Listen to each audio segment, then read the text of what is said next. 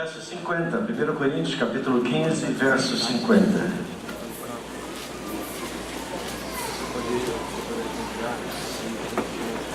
Quem está vivo diz amém. Amém. Aleluia.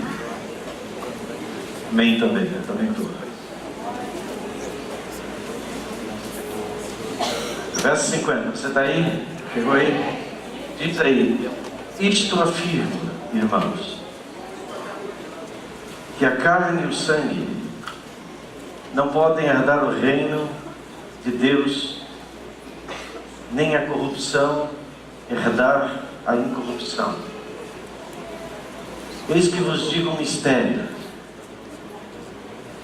nem todos dormiremos, nem todos vamos morrer. 3 améns, eu estou com você, viu? Então, gente, o restante vai morrer todo mundo. Só nós 3 aqui. Então vou começar de novo. Eis que vos digo um mistério: nem todos dormiremos ou morreremos. Aleluia. Mas transformados seremos todos. Num momento, diga no momento. O que quer dizer no momento? Qualquer momento. É num momento. Momento. É num de repente. Num abrir e fechar de olhos. Ao ressoar do quê? Ao ressoar da última trombeta. Não sei se vocês já sabem que quando nós olhamos para os textos de Apocalipse, já identificamos claramente que 6 trombetas, pelos eventos que elas revelam, já soaram no céu. Só falta a última.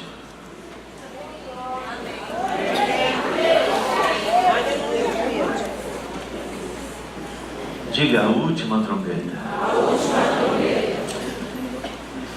Que tempo será esse? Bom, não sei. Nos dias de Paulo, ele já estava declarando sobre a última trombeta, ainda que houvessem várias que ainda não haviam soado. Mas nos dias de Paulo até os nossos dias, 6 trombetas já soaram, pelos eventos que elas marcam. Mas a 7ª trombeta, pelos eventos que elas marcam, ainda não soou.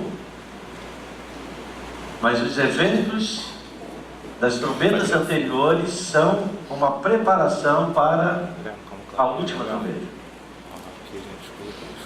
As festas bíblicas, que são 7, a 6ª trombeta, porque a última trombeta, então Paulo vai dizer, antes de eu falar da festa, a última trombeta vai soar e o sinal do Filho do Homem vai se manifestar. Ou seja, a volta de Jesus. 5 amém. Mas tá bom, vamos em frente. Só porque o Vasco ganhou, gente. Agora tu diz Lorô. Quando eu falei da última trombeta, ficou acabado. Então, foi de conversa.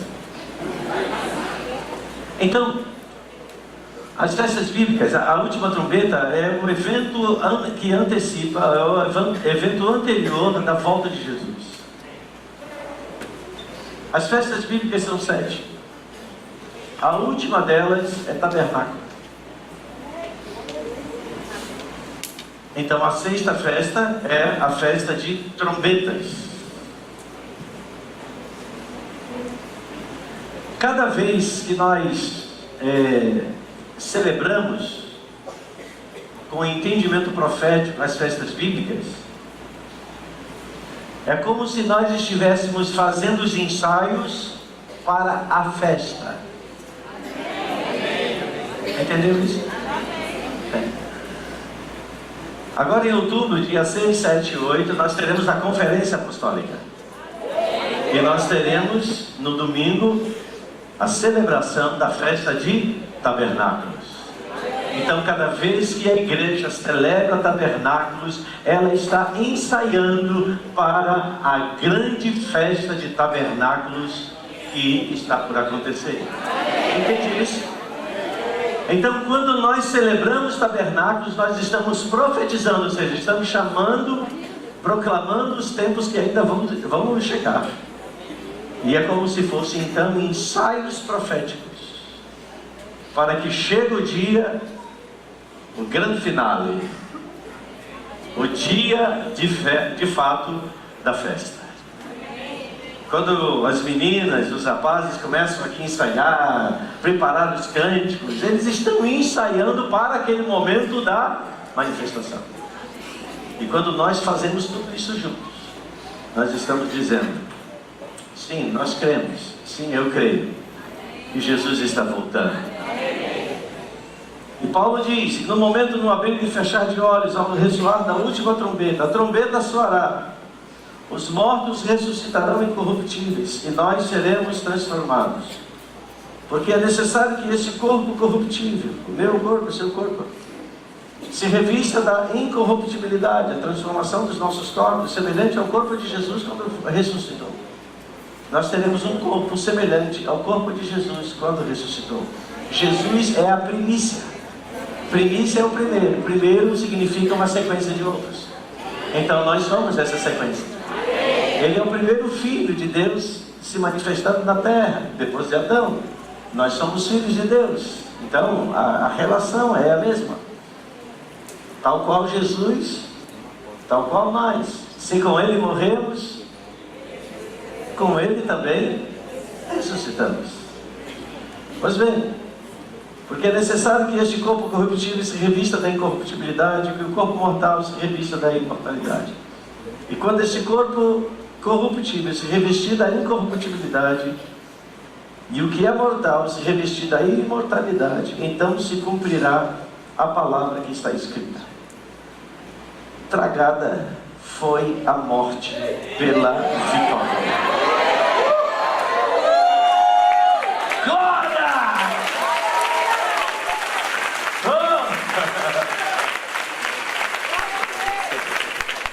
Lembra-se que Deus falou para Adão: não comas, Adão e Eva, não comas da árvore do conhecimento do bem e do mal, porque no dia que vocês desobedecerem, no dia que vocês comerem, certamente vocês morrerão.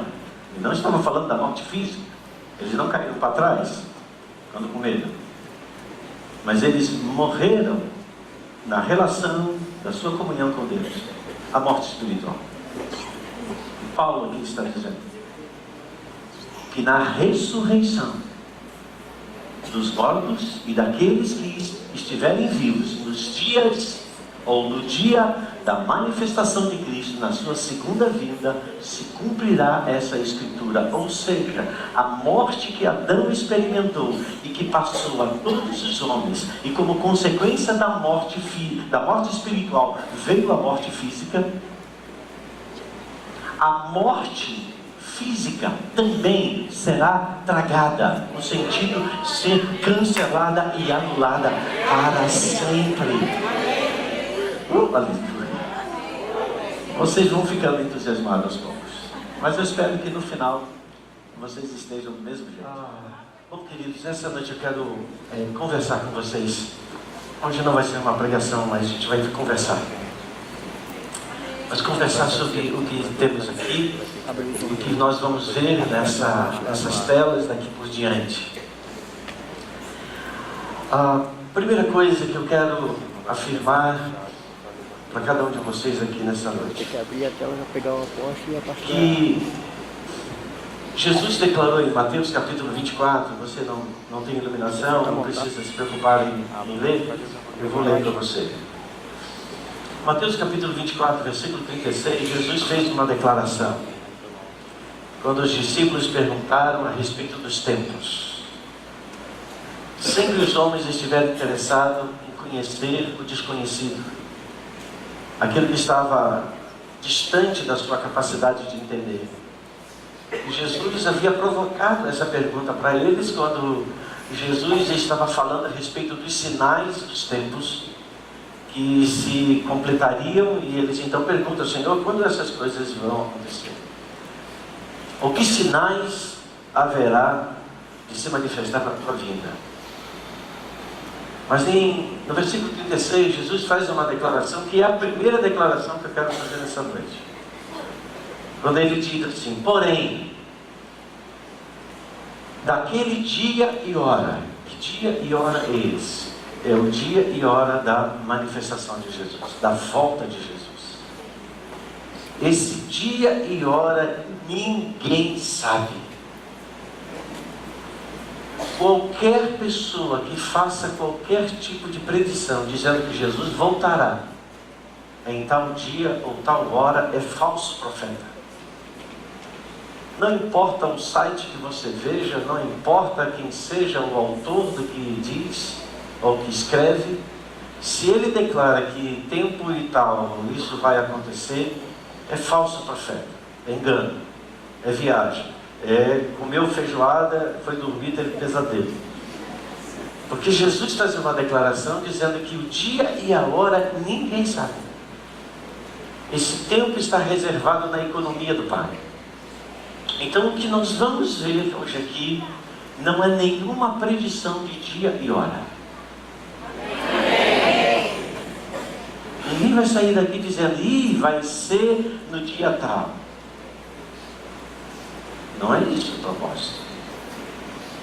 O propósito é entendermos, se a gente pode assim dizer, como Deus estabeleceu os sinais para o cumprimento do seu plano profético ao longo das eras.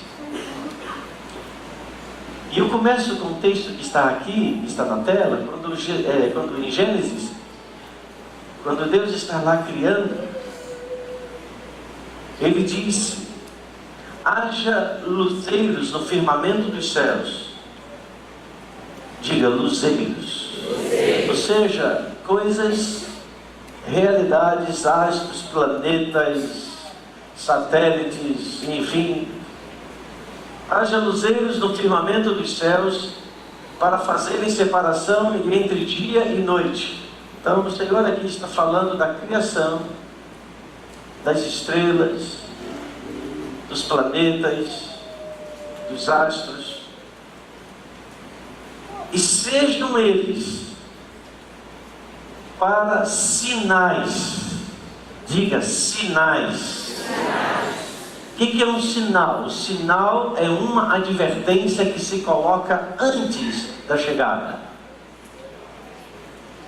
Então, você está transitando numa via e tem um sinal de trânsito. Tem uma placa que diz, à direita, Campo Grande. Essa placa não pode estar fora do lugar ou fora do tempo que você precisa fazer essa conversão. Então ela precisa estar antecipada ao evento, ao movimento que você vai fazer. Ela precisa estar exatamente no lugar correto. E Deus estabeleceu todos os luminares, ou como diz aqui o texto, todos os luzeiros em lugares específicos. E o movimento que eles geram no espaço.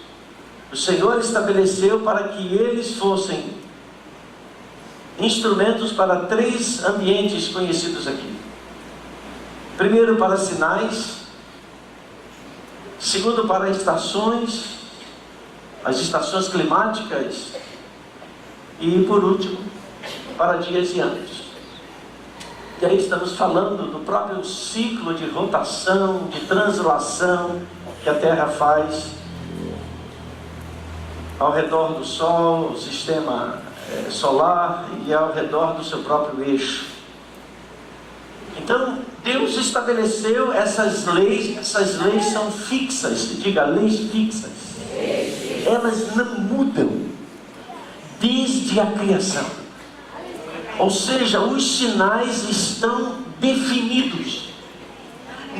Não se trata de interpretação, eles já estão definidos.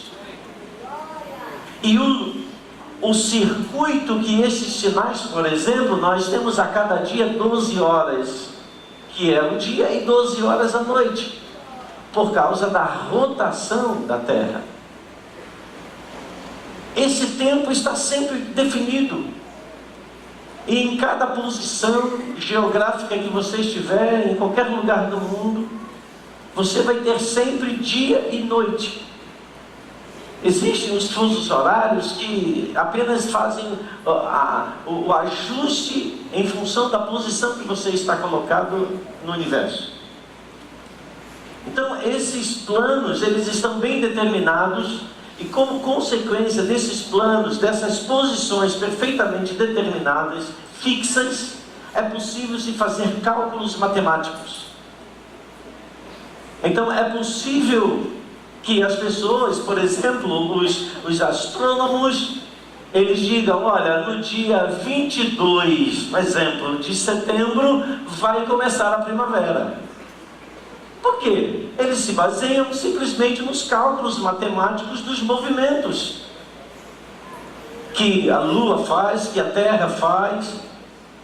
Assim como, por exemplo, os pescadores, eles calculam quando vai ser a lua cheia e já está lá naqueles mapas que os pescadores usam, onde diz lá no mês de dezembro, onde vai ter lua cheia, lua minguante, e eles se movem para esse tempo, para que a pescaria seja mais interessante, porque há um movimento no mar, ou seja, a natureza, ela responde àquilo que já está fixado. Aleluia. Essa natureza precisa ser compreendida, que inclui eu e você.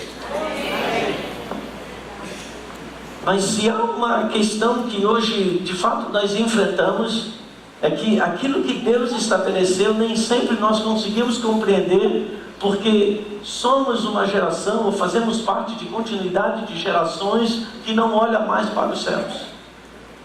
Pelo contrário, estamos mais olhando para baixo do que olhando para cima. E os tempos bíblicos, eles eram marcados por homens que a todo momento Deus, através dos profetas, ou até mesmo das manifestações do próprio Deus, ele indicava para esses homens, como por exemplo, ele indicou para Abraão, levanta os teus olhos, olha para o céu, conta as estrelas, que é que você pode contar? Eu vou fazer a tua descendência mais numerosa do que as estrelas dos céus, do que a areia do mar.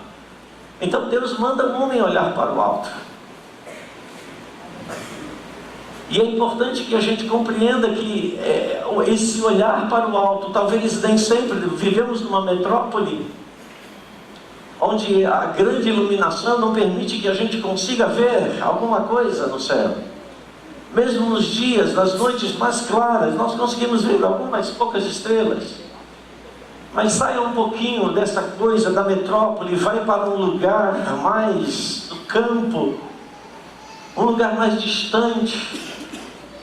Nessas minhas viagens para a Bahia, algumas vezes eu viajei à noite no percurso para um lugar onde nós íamos, e passávamos por lugares onde não havia praticamente nenhuma iluminação natural, ou artificial melhor. A única iluminação que havia era a iluminação natural, ou seja, a gente olhava para as estrelas, parecia que você podia pegá-las, de tão vivas e tão reais. Quantos aqui já tiveram essa experiência? E a gente ficava assim, Na verdade, se a gente recua um pouco mais no tempo, e a gente volta para o tempo de infância, quantos aqui fizeram aquela brincadeira de deitar no chão e ficar olhando para as nuvens? Quem já fez essa brincadeira? Ok, agora pergunta se Davi e Daniel brincam com isso. Ele não sabe nem o que é isso. Então, a gente ainda, como criança, a gente já estava olhando para o céu, e às vezes a gente olhava e ia lá um leão, ia lá um cachorro, ia lá aquela ali, a vizinha e tal. Principalmente aquela vizinha que sempre estourava a bola quando a bola caía na casa dela. Então, quando eu olho para esse cenário, você começa a ver o fundo que está aqui. Você vê vários pontos marcados aí em azul, que são o nome das constelações. Que são constelações, é o grupo de estrelas, ok? O agrupamento de estrelas. E dentro da astronomia, Cada uma dessas constelações também possui um nome. E na verdade, nós vamos ver que biblicamente, Deus também deu nomes às constelações.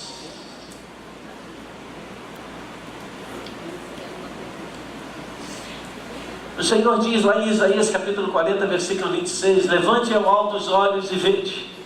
Quem criou estas coisas? Levantai os olhos, ao alto os olhos e vede. Quem criou estas coisas? Deus está falando dos luminares do céu. Aquele que faz sair o seu exército de estrelas, todas bem contadas. Deus é um contabilista de primeira. Ele tem todo o seu estoque contado. Ele é um excelente administrador. Por isso que a palavra, assim como Ele conhece cada estrela do céu e deu um nome a ela, Ele também conhece a mim e a você. Porque não há nenhuma diferença da criação de Deus, das estrelas, e a criação do seu poder também na minha vida e a sua vida. Ele conhece a cada um de nós. E diz o texto, as quais Ele chama pelo nome, por ser Ele grande em força e forte em poder, nenhuma só vem a faltar. Ou seja, quando Deus começa a fazer lá a chamada, esqueci, olha, não chamou meu nome aqui, uma estrela lá. Quantos aqui já foram esquecidos da chamada? Eu já fui um monte. Vamos para o que importa. Abra sua Bíblia lá em Apocalipse capítulo 12.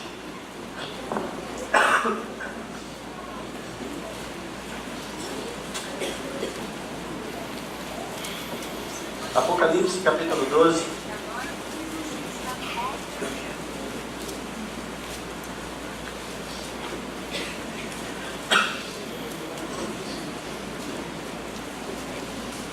Verso 1. Está feita aí uma declaração, o registro que João faz daquilo que ele está vendo na eternidade, no seu arrebatamento na ilha de Patmos. E diz assim, versículo 1, todo mundo achou aí? Ok? Está aí na tela.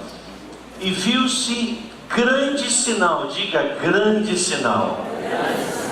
O que é um grande sinal? É algo que não passa desapercebido. É algo que até mesmo aquele distraído não deixará de perceber. A palavra diz que é um grande sinal. E esse sinal está no céu. Jesus continua, João continua falando, a saber, e ele começa a falar aqui em algo assim que nos parece no primeiro momento misterioso, confuso, mágico até. E ele diz, vi um grande sinal no céu, a saber, uma mulher vestida de sol, com a lua debaixo dos pés, e uma coroa de 12 estrelas na cabeça. Então João está dizendo que ele viu um grande sinal no céu. E o texto diz que ele viu uma mulher vestida de sol. Então a primeira coisa, João não está vendo uma mulher voando no sol, voando no céu. João está olhando para as constelações, ou está sendo mostrado a ele as constelações. E nessas constelações que têm nomes, a astronomia, não a astrologia, a astronomia é uma ciência exata. A astrologia é um culto. A astrologia está conectada ao horóscopo, ou seja, pessoas que imaginam que os astros definem a sua vida. Eu, antes de conhecer a Jesus, eu não saía de casa sem ler o meu horóscopo. Quem aqui já fez isso? E quem aqui já se libertou dessa porcaria? Olha bem.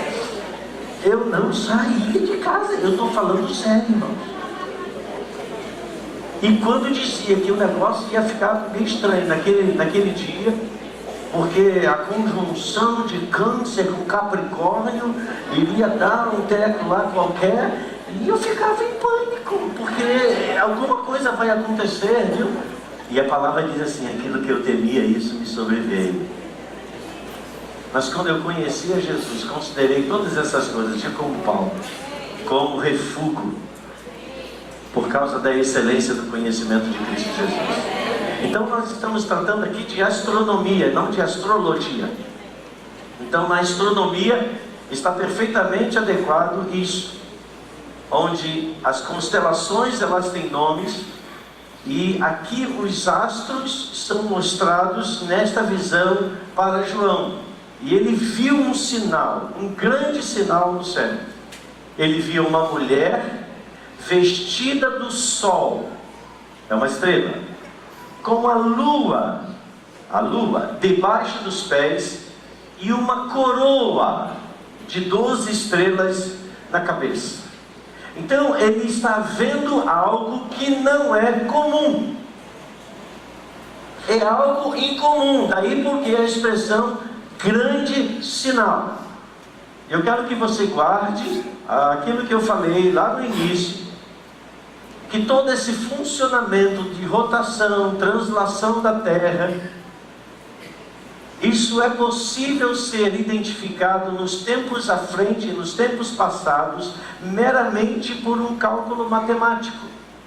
Então, através do cálculo matemático, você pode saber, por exemplo, quando foi o inverno em 1950, aqui no Brasil. É só usar os programas adequados, os programas de computador, e eles vão chegar exatamente na data que começou o inverno. Por quê? Por causa desta mudança que é definida, ou dessa rotação definida, tanto da Terra, como também no seu eixo, e a rotação e a translação, como você sabe. Então, pense aqui agora, nessas 7 palavras que estão descritas em Apocalipse 12, 11. Vamos citar elas? Vamos lá, todos juntos, 1, 2, 3.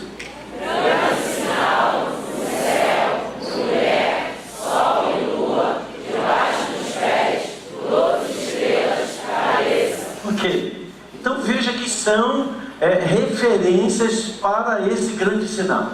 Esse grande sinal nos céus, declarado em Apocalipse capítulo 12, versículo 1, ele aponta para essas 7 características que o texto deve chamar a mim e a você a atenção. Assim como está escrito o texto de Apocalipse capítulo 12, também esteve escrito nos livros dos profetas a respeito do nascimento de Jesus. E o nascimento de Jesus, o texto das muitas versões, por conta de preconceitos ou interpretações equivocadas, hoje mesmo no presbitério a gente estava tratando sobre um assunto extremamente delicado e que afeta de uma certa forma todos nós aqui, de interpretações erradas, ou melhor, de traduções erradas, e consequentemente a interpretação se torna também errada. Isso baseado no olhar dos textos originais. Então, nos dias que antecederam a Jesus, os profetas já haviam declarado que haveria um sinal no céu. E aqueles astrônomos que eram sábios e que examinavam as Escrituras, eles viram escrito nos livros dos profetas que um sinal, uma estrela, caminharia no céu, ou seja, algo extremamente inovador, porque as estrelas estão fixas, o Sol não se move, é a Terra que se move ao redor do Sol, as estrelas estão fixas, mas no nascimento de Jesus, presta atenção nisso, no nascimento de Jesus, ou seja, na gênesis de Jesus, foi acompanhado de um sinal no céu. E aqueles homens seguiram o sinal. Diga, seguiram o sinal. Seguiram o sinal. Primeiro, eles conheciam o que estava escrito. Veja, nem aqueles que eram os próprios que viviam nos dias de Jesus conseguiram perceber. Ou seja, o próprio povo de Deus, o povo de Israel, não conseguiu decodificar aqueles sinais, não conseguiu olhar e ver e comparar e relacionar com o texto bíblico. Mas esses então sábios do Oriente, esses astrônomos que estavam constantemente olhando para o céu, viram que algo estava extremamente fora do padrão. E eles, conhecedores, porque eram sábios de toda a ciência, eles conhecendo as Escrituras, eles associaram que aquilo que estava acontecendo no céu não era outra coisa senão as profecias declaradas pelo grande Deus Yahvé, o Deus de Israel. E eles seguiram. E à medida que eles seguiram aqueles sinais, eles chegaram aonde? Onde Jesus estava. O dia e a hora a gente não sabe. E nem deve se preocupar com isso. Mas uma coisa é certa: onde você estiver naquele dia, você vai ver.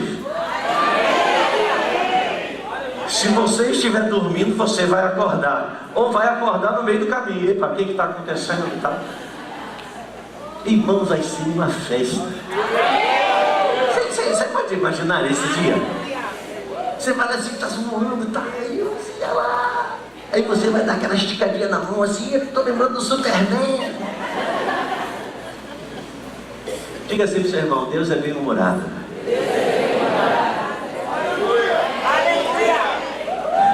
Deus é bem-humorado.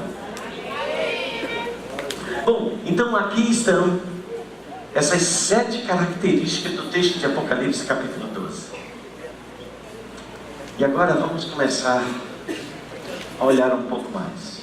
Na TV você vai conseguir ver mais nítido, porque a resolução é melhor. Mas aqui também dá para você perceber, e eu estou marcando aqui. Aqui você está vendo, então, esse ponto aqui, e esse ponto é a Lua. Isso aqui é um software. É um software que foi produzido pela NASA. E esse software, ele, baseado na definição do parâmetro que você dá da data, e aqui está a data, 2017, mês 9, dia 23, 13 horas, 16 minutos e 30 segundos. Então aqui, nesta data, dentre as constelações haverá estas sinalizações. Aqui vemos a Lua, e daqui a pouco você vai conseguir ver aqui a constelação de Virgo, que, traduzido para o português, é a constelação que se diz de Virgem. A constelação de Virgo. Por que constelação de Virgo ou Virgem? Porque fala de uma mulher. Porque traduz a imagem de uma mulher. Os contornos de uma mulher. E aqui está comparado a igreja. A noiva. A mulher. Acima dela, acima da constelação de Virgem, está aqui a constelação, cadê onde aqui está? Eu não consigo ver aqui, de Leão, ok, está aqui. A constelação de Leão. Lua, Sol, e depois, mais aqui, alinhados 3 planetas: Mercúrio, Marte e Vênus. Esses movimentos planetários, eles são perfeitamente identificados e conhecidos a qualquer tempo, baseado em mero cálculo matemático, que eu não ouso e nem ninguém aqui saberia fazer, mas esse programa ele faz. Se você quiser depois conferir, eu passo para você o endereço para você baixar esse software, se divertir e ver como é que estava lá o seu horóscopo no dia que você nasceu. No dia que você nasceu. mas não garanto que os demônios não vão ficar junto do teu cangote naquele momento. Então eu estou colocando aqui esses 3 sinais. Aqui está o Sol, né, com uma luminosidade que diferencia todo aquilo que está sendo mostrado nessa parte. Todas essas letrinhas em azuis aqui, azul, elas são os nomes das constelações. É porque não daria tempo, mas eu iria mostrar a vocês, por exemplo, quando o Senhor chama a constelação de Ursa Menor, né? Então o Orion, e você vai ver essas constelações que estão presentes. Agora eu vou começar a colocar algo mais interessante. Aqui está isso dentro dos programas, né? Para se definir uma constelação, se faz uma ligação entre as principais estrelas, ou seja, de maior intensidade, de luminosidade desse ambiente. Então aqui nós temos a constelação de Virgo, ou Virgem, e a constelação de Leão. Virgem e Leão. Ao lado da Virgem, junto à Virgem, está o Leão. Até o incrédulo dá glória a Deus. E, mais uma vez, os 3 planetas aqui numa linha. Segundo alguns autores, estas posições, porque a Lua, ela faz o seu movimento. Como é que é mesmo o nome? Não, a Lua é astro, né? Como é que é, gente? Vamos lá, me ajuda aí, os professores de geografia. Satélite, pilastra, satélite. Então, o satélite. Então, ela faz o giro ao redor da Terra. Ok? Então, esta posição, onde a Lua está posicionada junto a essa constelação, e mais a posição desses 3 planetas, conjugado com a constelação de Leão, segundo alguns autores, a única vez que isto foi visível, ou pelos cálculos matemáticos, então, possível identificar algo assim, foi há mais de 4.000 anos atrás. Daí porque eu entendo que a palavra, quando diz um grande sinal, ela está chamando a atenção para algo extremamente único em toda a história, digamos, mais recente da humanidade. Agora, eu vou colocar aqui no slide, onde nós vamos colocar formas a estas constelações. Ok? Então, por exemplo, a constelação de Ursa Menor, vai aparecer o quê? A figura de um urso. A constelação de Leão, vai aparecer um leão.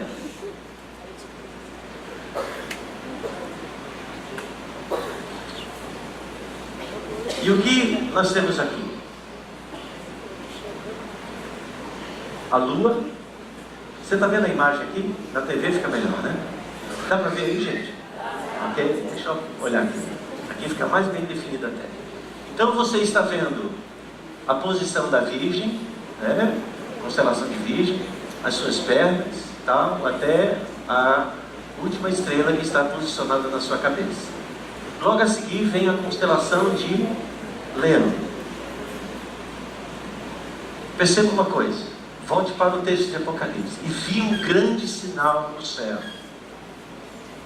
Uma mulher vestida do sol, ou seja, o sol, vestir aí não é vestir roupa, o sol aí significa a iluminação sobre. Jesus é o sol da justiça. Jesus é aquele que nos ilumina. Então, você vê a lua, e nesse sinal, grande sinal, no céu, onde está a lua? Hein, gente? Nos pés. O texto diz, e olha onde está a lua. aonde? Nos pés. Quando esse sinal vai acontecer? Quando essa posição de todo esse emaranhado de informações vai se posicionar exatamente como nós estamos vendo, no dia 23 de setembro de 2017, aniversário do meu sogro Messias.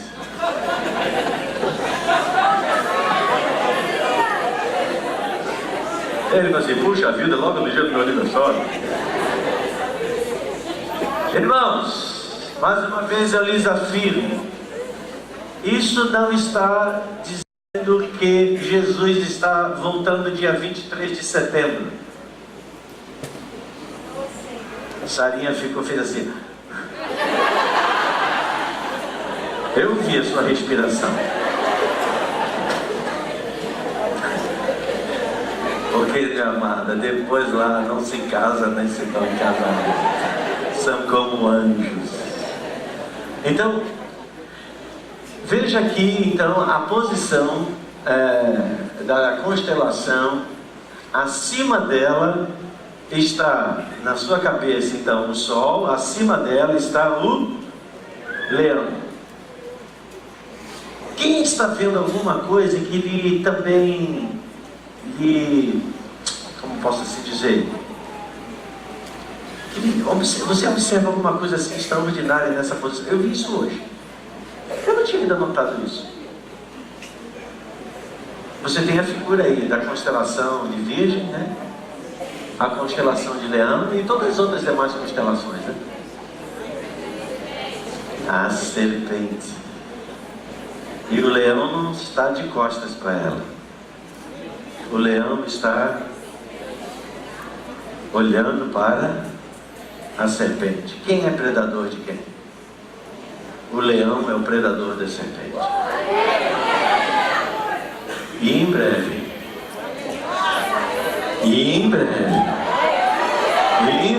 o leão está de olho. E em breve, ele está pronto para dar um bote. Glória a Deus por isso. Vocês estão entendendo? Mas tem mais algumas outras coisas. O texto diz que sobre a cabeça da mulher estava uma coroa de quantas estrelas? 12 estrelas. Então deixa eu ver se eu tenho esse slide aqui. Acho que não coloquei. Então vamos fazer a contagem. Vamos contar aqui junto para a gente não perder? Conta comigo, vamos lá, gente. Igual a escola, vamos lá. 1, 2, 3, 4, 5, 6, 7, 8, 9. Não, 9. Poxa, filha, treinei tanto em casa.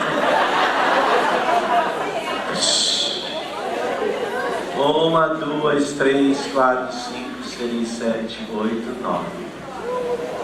Ué, mas são 12. 12. E tudo sobre a cabeça da mulher. Estou entendendo isso? Sim ou não, gente?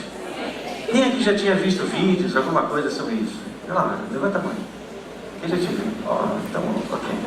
Vocês já estavam mais treinados para poder observar isso. Então, irmãos, do que Apocalipse capítulo 12, versículo 1 está dizendo? Isso aqui é um sinal, tudo isso aqui é um sinal no céu. Um grande sinal. E esse grande sinal seria visível. Quando? No dia 23 de setembro de 2017. E hoje eu estava lembrando. Lembra quando nós fizemos uma convocação para todos estarem aqui, um domingo pela manhã, no ano de 2015? Exatamente no dia 13 de setembro de 2015. Quem estava aqui? Muitos de vocês estavam aqui. E ali naquele dia nós estávamos falando sobre o quê? Sobre as luas de sangue. Aquilo que o profeta Joel declara, que seriam sinais também que apontariam os tempos de preparação. Diga, tempos de preparação. Para a volta de Jesus. Então, os sinais da vinda de Jesus estão cada vez mais se manifestando. Não será um sinal. Então, dia 23 de setembro, fique tranquilo, vá trabalhar em paz, não fique em casa. Você pode, não é o dia que Jesus vai voltar. Penso eu. Porque o dia e a hora ninguém sabe. Mas o que nós sabemos é que antes da sua manifestação, Ele nos dará sinais. Agora, os sinais, para que são os sinais? Para que a gente estude sobre eles? Não. Os sinais são para que nós nos preparemos.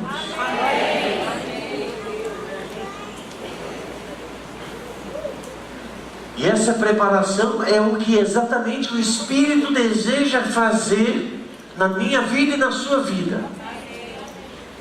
Aquele que é sujo, suje-se mais ainda, Deus diz. Aquele que é puro, purifique-se mais ainda. Ou seja, os sinais servem para que nós nos posicionemos de fato como corpo de Cristo, como igreja do Senhor Jesus. Sabendo que, então, a lua, o sinal que está declarado em Apocalipse capítulo 12, versículo 1. O texto de Apocalipse, capítulo 12, versículo 1, está por se cumprir a menos de um mês do tempo que a gente está vivendo hoje. Você imagina nos tempos bíblicos, ou nos tempos posteriores, que João escreveu isso, os homens olhando para esse texto, como nós estamos olhando, e eles perguntando, mas como será assim? Como será isso? E ao longo de todos esses anos, todos esses séculos, homens profundamente estudiosos têm se debruçado sobre as Escrituras. E homens de Deus têm mostrado que os sinais estão se cumprindo, tanto nos céus, como também na terra. Eu já falei aqui para vocês, numa das ministrações, que no dia de Pentecostes estava acontecendo algo em Jerusalém. Em Jerusalém. Em Jerusalém. O que é o momento de Pentecostes? É o início da igreja. É o começo da manifestação da igreja na face da terra. E o começo da manifestação da igreja na face da terra, e essa igreja que começa em Jerusalém, não era uma igreja gentílica, era uma igreja somente de judeus. O Evangelho não havia sido ainda anunciado aos gentios. Isso veio através, primeiramente, de Pedro, depois Paulo. Mas no derramamento de Pentecostes, estão ali somente judeus. Então, é a gênese da igreja. Começa com um grande derramar do Espírito Santo sobre os judeus. E havia quem estava presente naqueles dias em Jerusalém ou em Israel? Eram judeus que estavam espalhados por toda a terra e convergiam para Jerusalém nos tempos das celebrações, das festas. E no caso, a festa que estava se celebrando era a festa da Páscoa e seguinte, a festa de Pentecostes, onde há o derramamento do Espírito, 50 dias depois. Então, nesse dia, no dia do derramamento do Espírito, quando aqueles 120 homens e mulheres começam a falar em línguas, todas as nações conhecidas da terra, representadas através daqueles judeus que vieram para Jerusalém, estavam presentes no derramar do Espírito Santo. Ou seja, ali estava acontecendo não apenas um evento, ali estava acontecendo um sinal profético do começo. Vocês não estão entendendo. Era um sinal profético do começo. E que fatos estão conectados a esse começo? Eram 120 homens ali clamando, levantando a sua voz, cheios do Espírito de Deus. E um grande derramar, um grande avivamento aconteceu naquele dia, ao ponto de 3.000 vidas correrem, atraídos pelo poder, pela unção, que de um lugar fechado, essa unção não conseguiu ficar nesse lugar fechado. Algo se espalhou e mais de 3.000 vidas se renderam a Jesus. O que significa dizer que não foram apenas 3.000 que ouviram, foram muito mais. Mas 3.000 confessaram a Jesus naquele dia, naquele momento. E quem eram esses que estavam confessando a Jesus? Gentios? Não, somente judeus. Então o começo a gênesis da história da igreja é marcada por um grande derramamento do Espírito em Israel. E mais precisamente em Jerusalém. Uma cidade profética. Uma cidade que vive em conflitos, em guerras.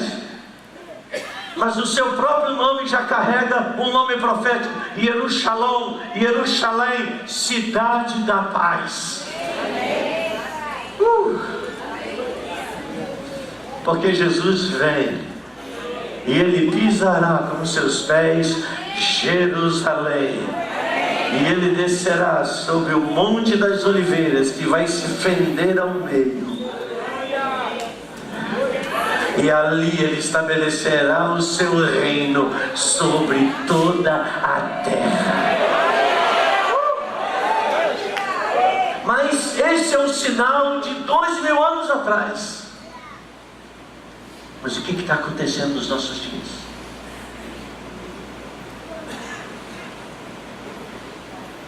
Se nós não olharmos para os céus, a gente vai continuar a ser refém da ignorância. Meu povo perece porque lhe falta conhecimento. E perecer não é apenas morrer, não. Perecer traz o sentido de viver a dimensão e a realidade a qual Deus nos inseriu. Mas se nós não conhecermos a revelação que Deus tem para nós, a gente vai viver aquém daquilo que nós somos. E consequentemente não vamos operar nos níveis de conquistas das promessas que Deus já separou para nós. Jesus veio. Eu estava falando na minha célula, numa reunião de célula nessa semana. Jesus volta do deserto, entra numa sinagoga. E sabe o que é uma sinagoga? Sinagoga é um lugar de estudo, uma casa de estudo. As sinagogas foram estabelecidas a partir do cativeiro babilônico.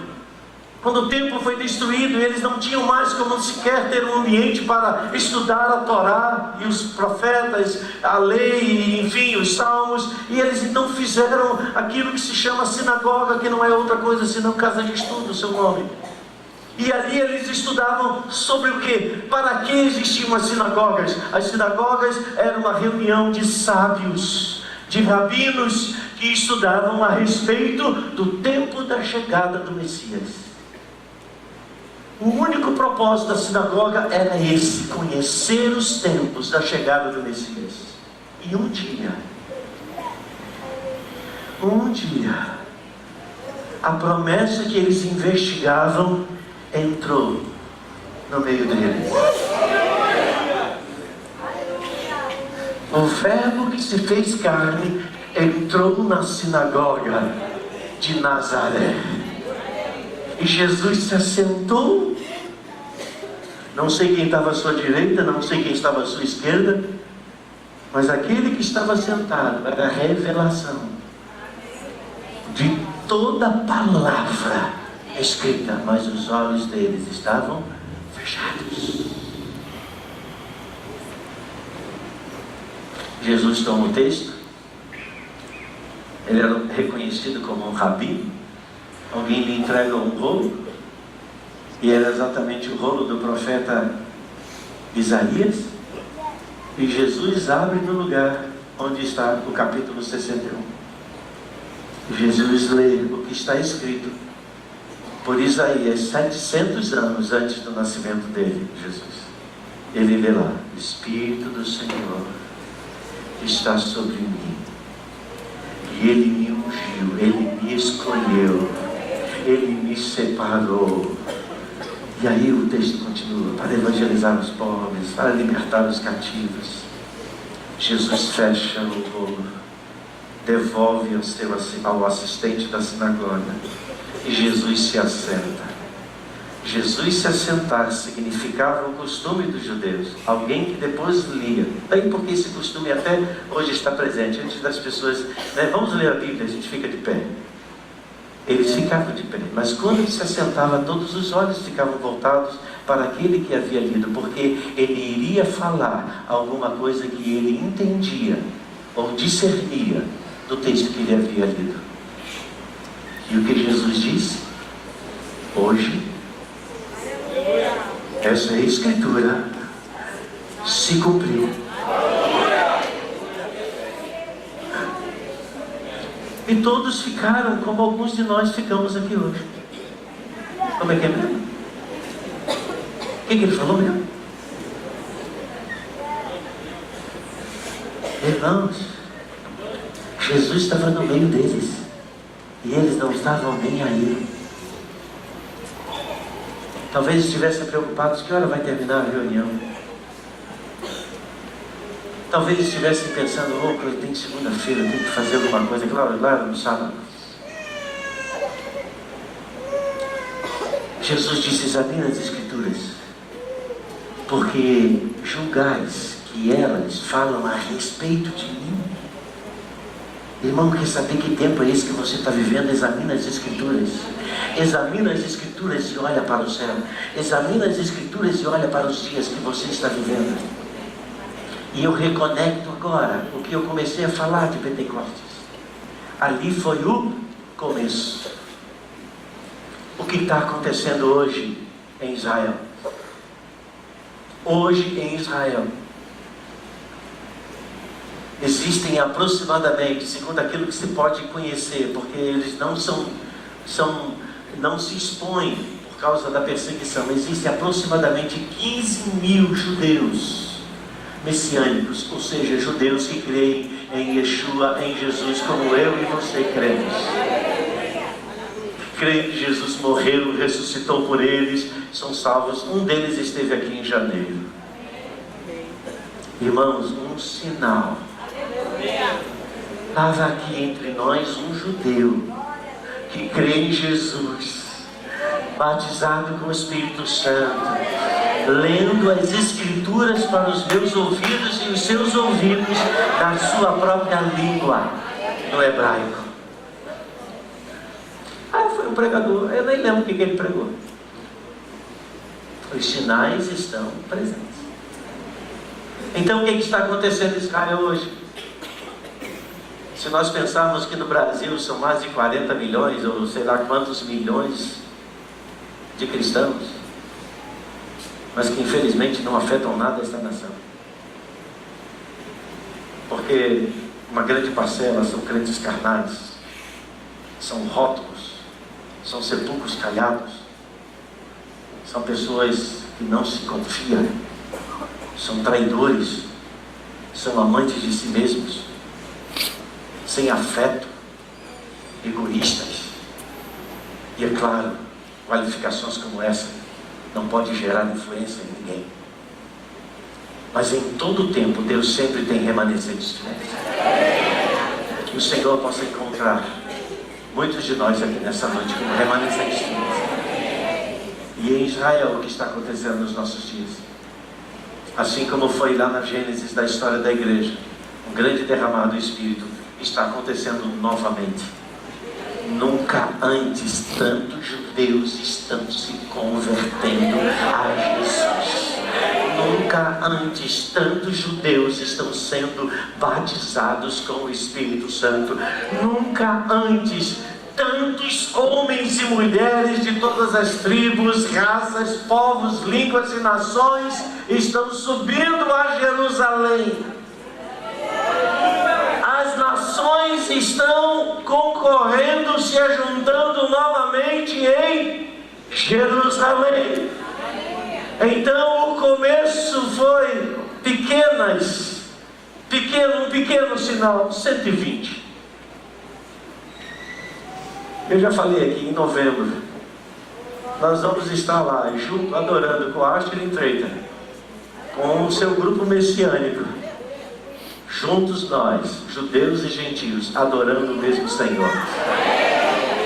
Não sei como é que vai ser a reunião, porque eles não são reuniões assim públicas como a gente tem aqui, por causa da perseguição, são reuniões fechadas. E nossa caravana são quase 40 pessoas, e só pode entrar 10. Então a gente vai lançar sorte quem vai. Aliás, 10 não, 8. Entendeu? Alguém tem que ser um anfitrião desse negócio. Alguém tem que mostrar o caminho. Eu sou o João Batista, conte comigo. Então nós vamos estar lá juntos, irmãos, com aqueles que nasceram, que têm a mesma nacionalidade de Jesus, com aqueles que a palavra de Deus, Paulo diz, deles vem a salvação, deles são as alianças, deles são as promessas, e nós fomos enxertados em tudo isso. Nós fomos enxertados nisso. Nós éramos oliveira brava, e Ele nos enxertou na oliveira verdadeira. O que é isso então? Isso é um sinal. Por quê? De um grande e talvez o último e maior derramar do Espírito sobre toda a terra está presente na nossa geração. Eu não sei quando Jesus voltará, mas eu não acredito que isso passe de 30 anos à frente. Eu não acredito. Eu não acredito. Ou vocês acham que ainda vamos viver 100 anos, ou vai haver 100 anos, 200 anos na história desta humanidade que a gente vê? O que está acontecendo isso? Jesus deu uma pista, deu um sinal. E aqueles dias será como nos dias de Noé, onde os homens casavam-se e davam-se em casamento. O que é isso? O falimento da estrutura da família. O mundo cada vez mais feminino. Nada contra você, mulher. Mas o que eu estou querendo mostrar é um mundo onde os homens não se posicionam. E porque não se posicionam, o território não vai ficar vazio. Mas isso gera uma desagregação, uma deterioração da estrutura familiar. Se tem uma palavra que tem sido ministrada constantemente aqui, a nós homens. Onde estão os homens? Digam amém. Amém. Quantos homens? Nós tínhamos ontem lá 100 homens lá, juntos. As mulheres estavam aqui. Eram 300 a 400. Sempre tem mais mulher. Oh, Jesus. Mas vai chegar o tempo, né, Cláudio? Em nome de Jesus. A gente vai trocar. A gente vai mandar as mulheres lá para cima e a gente vai ficar aqui embaixo. Mas como é que vocês vão se experimentar? Então a gente vai para a rua.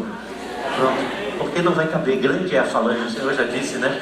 Grande é a falange das mulheres, né? Então o exército vai cada vez mais aumentar. Mas nós, homens de Deus, não vamos ficar para trás. Nós vamos levantar a nossa voz. Nós vamos levantar o nosso sacerdócio. Nós vamos levantar a nossa manifestação como verdadeiramente pais, como verdadeiros maridos, como verdadeiros homens de Deus, para que a glória do Senhor enche a nossa casa. Porque serão tempos de escuridão. Os sinais estão se cumprindo. Mais um deles estará se cumprindo em pouco menos de um mês. E esses sinais, à medida que eles avançam, avança também os tempos da consumação dos séculos. Que é isso para nós hoje? É para que nós saiamos daqui nessa noite com a consciência da urgência, com a consciência de que nós precisamos cada vez mais nos posicionar, de sermos homens e mulheres cheios do Espírito de Deus, de sermos empresários honestos, de sermos maridos fiéis, de ser mulheres cheias de Deus, de serem filhos obedientes a seus pais. Ou seja, precisamos cada vez mais entender os recados que os céus estão declarando sobre a terra, onde há muitos que não estão percebendo esses sinais, como nos dias de Jesus, na sua primeira manifestação, também será assim nos dias finais, quando Ele voltará. Muitos estarão com seus olhos fechados e muitos serão deixados para trás. E muitos naquele dia ouvirão o Senhor dizendo: não vos conheço.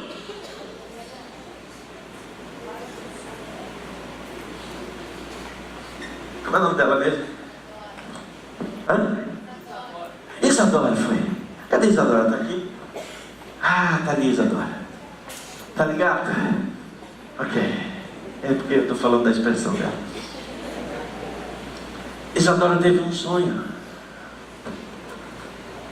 E nesse sonho ela viu a Jesus. Isso foi quando, Isadora? Quanto tempo? Quarta-feira da semana passada? Está fresquinho ainda, né? Ok. Quarta-feira da semana passada. Talvez eu não conte exatamente como aquilo que eu li, mas eu vou falar daquilo que eu pude perceber. E nesse sonho ela via Jesus. E o que chamou a atenção principalmente dela, nesta visão, neste sonho, era o olhar de Jesus. O olhar de Jesus. Diga para o seu irmão: o olhar de Jesus. O olhar de Jesus. Um olhar penetrante. Nessa face de Jesus, ela observa que um dos seus olhos eram como chamas de fogo. E algumas pessoas chegavam diante dele e diziam: Senhor, olha quantas pessoas eu ganhei para ti, olha quantas pessoas foram curadas, olha quantas coisas eu fiz. E enquanto elas falavam, o buraco se abriu e elas foram engolidas.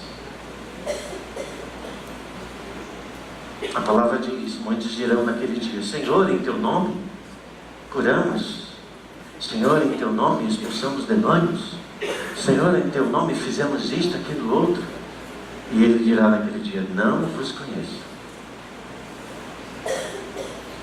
Então aquilo que importa necessariamente, em primeiro lugar, não é aquilo que você faz, é aquilo que você permite que Deus faça na sua vida. Aquilo que você permite que Ele faça na sua vida é o mais determinante. O fruto é consequência. O fruto é consequência. Toda árvore boa produz fruto bom.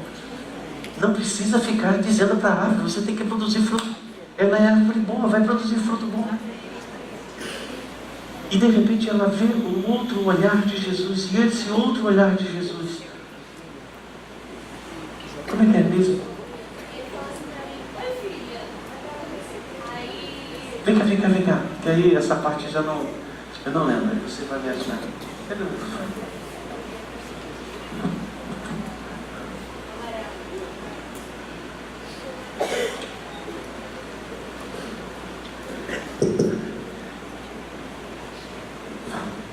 No outro rosto de Jesus, eu olhei para ele, eu estava meio assustada com o que eu vi, porque eu vi as pessoas caindo naquele buraco.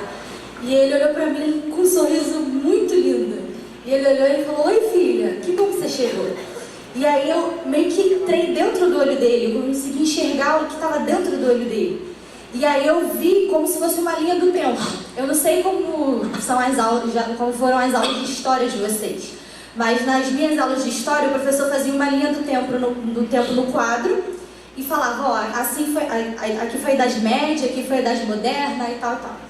No sonho eu via tudo alinhado. Eu vi o jardim, eu vi a Arca de Noé, eu vi o Templo de Moisés, eu vi coisas que eu acho que eu não conheço ainda. E aí Jesus falou assim para mim: filha, você precisa se atentar ao começo. Se atenta ao começo e não tema ao fim. E eu não conseguia nem responder, porque ele ficava me olhando com um sorriso tão lindo, tão lindo. Foi isso. Se atenta ao começo e não tema ao fim. Aleluia. Glória ao Senhor.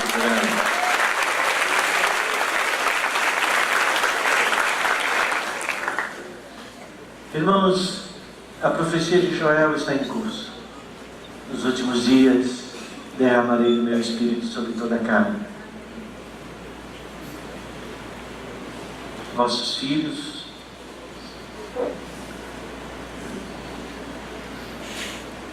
vossas filhas profetizarão. Uma geração profética está se levantando. Uma geração profética que é apaixonada por Jesus. Uma geração profética que deseja, claro, ser bem sucedido na vida, ter a sua realização profissional, mas uma geração que, acima de tudo, não quer deixar passar o seu tempo sem que manifeste o seu ardor e a sua paixão por Jesus Cristo. Uma geração apaixonada por Jesus. Qual a sua idade? Hein? 38. 18 anos. 18 anos.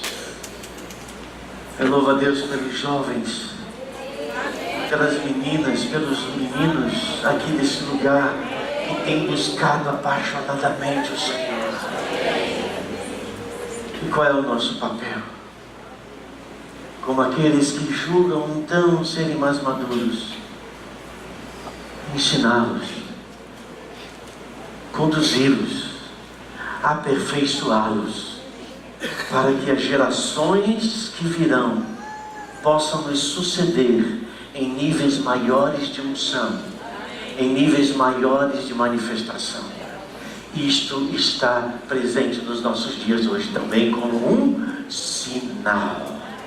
um sinal profético do cumprimento dos tempos, que num momento, num abrir e piscar de olhos, ao soar da última trombeta, o céu vai se abrir e todos haverão de ver o sinal do Filho do Homem, Jesus Cristo, vindo com poder e grande glória, e nós não precederemos aqueles que morreram. Os mortos ressuscitarão primeiro, e depois nós.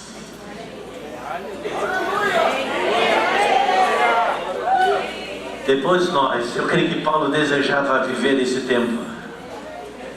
Paulo desejava viver esse nós. Nós estivermos vivos. Eu posso viver ainda mais uns 30 anos. Ah, posso. PC já chegou a 90 aí? 90 aí? 92, né? Se ele pode chegar em 92, eu posso chegar a 102. Você pode chegar a 103. Entendeu? Vai antes de mim não, por favor. E nós podemos experimentar esse tempo da manifestação da volta de Cristo Jesus.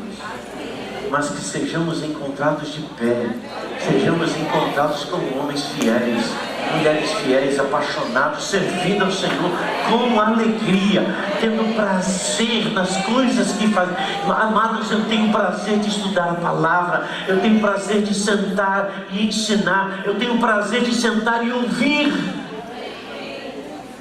Isso me faz bem, isso enche o meu espírito. As minhas conversas com os meus filhos, invariavelmente, eu diria que quase que 80% das nossas conversas, falamos de coisas, falamos da vida, claro, mas falamos das coisas do reino de Deus. Mas por que isso? Porque Deus teve misericórdia de mim e de Nemo para a gente construir uma estrutura assim. Mas se você não pode experimentar vida dos seus pais que pudessem ter construído essa estrutura, faça você essa estrutura para a sua descendência. Faça você, gere você, construa você.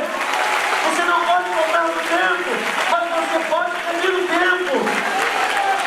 Você pode fazer hoje o tempo oportuno, o tempo, o ano aceitável do Senhor. Você pode fazer nos dias de hoje, no ano de 2017, o ano do jubileu da tua casa, o ano da redenção, o ano da cura, o ano da liberação do Espírito.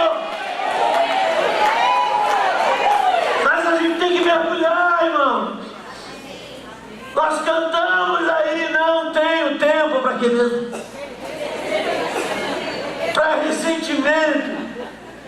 Não tenho tempo.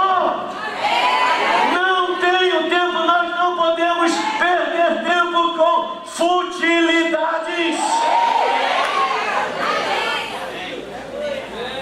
Faça como se hoje fosse o último dia da sua história na humanidade. Seja marido como se hoje fosse o último dia. Seja uma mulher como se hoje fosse o último dia. Seja um filho como se hoje fosse o teu último dia. Mergulha, se apaixona, porque os sinais dos céus já se mostram.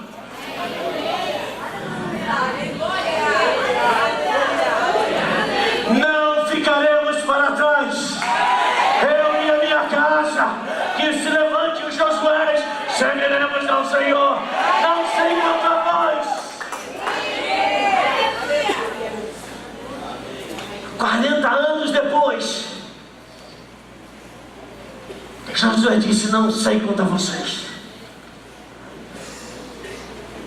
mas eu não vou ficar aqui em Canaã dividido. Eu vou mergulhar naquilo que me edifica. Paulo diz: o exercício físico para nada aproveita.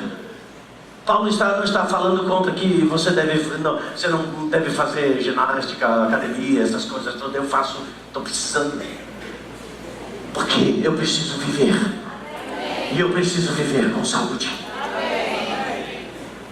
Mas acima de tudo, não é isso o meu prazer. O meu prazer é nas coisas do reino de Deus. Então o que a gente tem que fazer?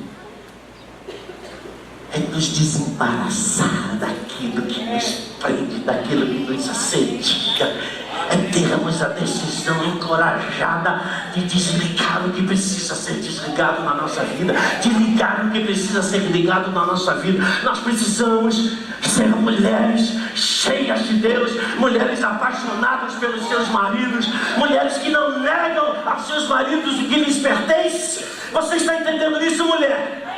Você está entendendo isso, homem? Você ser um homem de fato de Deus para sua mulher.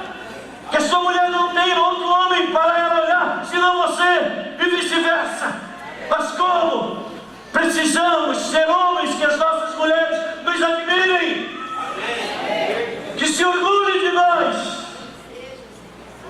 que possam afirmar: casei com um homem que busca o Senhor, que lê a palavra, que ora. E eu estava falando ontem para os homens: ser do sexo masculino é apenas uma questão de nascimento, mas ser homem é uma questão de escolha. Ser homem é uma questão de escolha. E eu sei, irmãos, o Espírito de Deus está soprando essa fogueira dentro da gente. E eu estou falando aqui mais uma vez diretamente para os homens.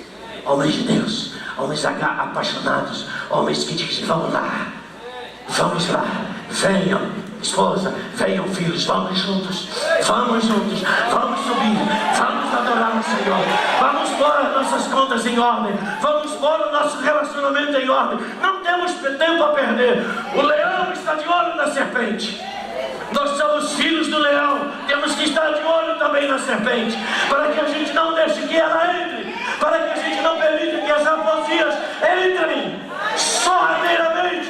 Não! Precisamos abolir as nossas fraquezas. Diga ao fraco: eu sou forte. Ou seja, mergulhe em Deus, se agarre em Deus, busca a voz do Espírito Santo, e Ele vai falar, e Ele vai se manifestar, e Ele vai te acordar de madrugada, como se você não tivesse mais sono, e você vai gastar tempo orando, buscando a face dEle, e você vai dormir como se você tivesse dormido depois 10 anos, porque o Senhor recupera as nossas forças. O maior sacrifício Jesus já fez. Não tem qualquer coisa que a gente venha fazer que a gente impressione a Ele. O sacrifício que impressionou a Deus foi seu próprio Filho, em derramar a sua vida. Ele nos chamou quando éramos ainda inimigos.